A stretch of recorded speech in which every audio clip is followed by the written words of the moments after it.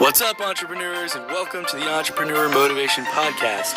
I'm your host, Chris Bellard.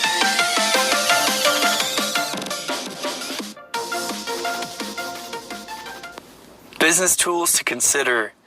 There are so many things out there that we need to consider investing in to grow our businesses or side hustles. We need good equipment to get quality photographs or videos. We need some sort of software to edit the videos or the audio content for such things as podcasts. My goal today will be to run you through several tools that I personally recommend and use frequently, both in my business and personal life. Like I've said before, a lot of what you can do today depends on your current situation.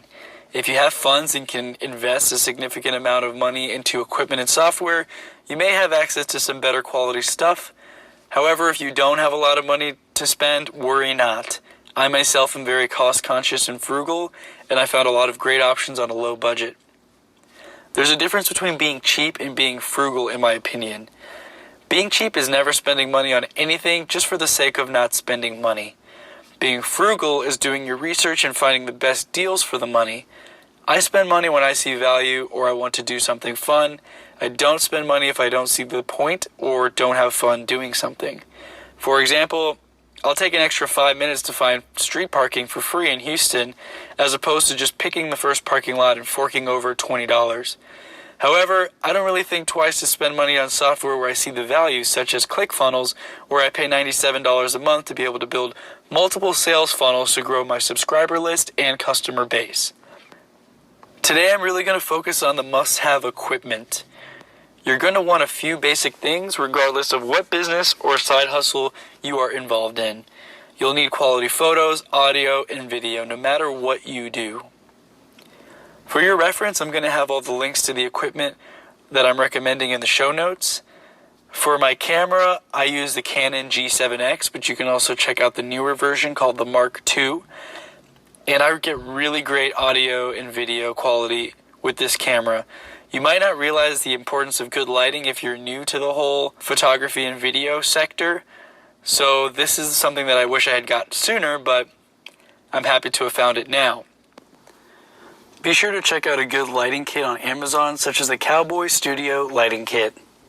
You're going to want to make sure your lighting is on point so that people can see you clearly on the camera footage. Now, once you have the camera, you may want to consider getting a flexible tripod for your camera. I use and love the Joby GorillaPod, and it's one of those things that look like the tentacles of an octopus. You may have seen a few people carrying these weird tripods that bend, and that's exactly the one that I'm talking about. It comes in very handy. I use this for business, for personal life. I take the Canon camera with me along with this tripod everywhere, especially on vacations abroad. So you can actually stand your camera up on all sorts of surfaces, wrap it around things like a tree branch, or even hold all three legs together to form a sort of selfie stick. It's extremely versatile, and like I mentioned, I take this with me everywhere, even if I'm traveling for fun. If you're going to be recording a lot of webcam footage or even holding calls over Google Hangouts or Skype, you may want to look into ordering a 1080p webcam. I use the Logitech C920, which gives you that quality at a very good price. Now, when it comes to recording audio quality on your computer, you may want to look into getting a good microphone. Another great quality and low price point product that I found was the Samson Go Mic, and this gives me exactly what I need. Like all equipment, there's a certain standard where you can find really good products at a certain price point. You can obviously pay way more than you need to get the really, really good stuff, but this will get you at that level of studio quality at a great price point. One last must-have in terms of equipment is a good lapel microphone. This can be hooked up directly to your phone. So if you have an iPhone, you can record directly into the Voice Memo app. But of course, any voice recording app will do the trick. I personally record into my lapel mic and my Canon G7X. I simply sync the audio quality from my phone over the video because it's much more clear. So the Canon G7X or even any camera will do a pretty good job of capturing audio, but if you don't have a mic that works with it, you might have a tough time getting perfectly clear audio cameras like this tend to pick up background noises, tend to echo in the room if you don't have great acoustics. So a lapel mic will really clean up the audio for you. You can simply edit the video and put the MP3 audio over the video footage in any video software, even the free stuff like Windows Movie Maker, which is what I use, or iMovie if you have a Mac. I recommend checking out the lapel mic on Amazon by PowerDewise. Again, linked up in the show notes. Now, I didn't go out and buy all of these things at once, but I really wish I had. I would record a video with my camera, then realize the lighting was bad, so I got the lighting kit.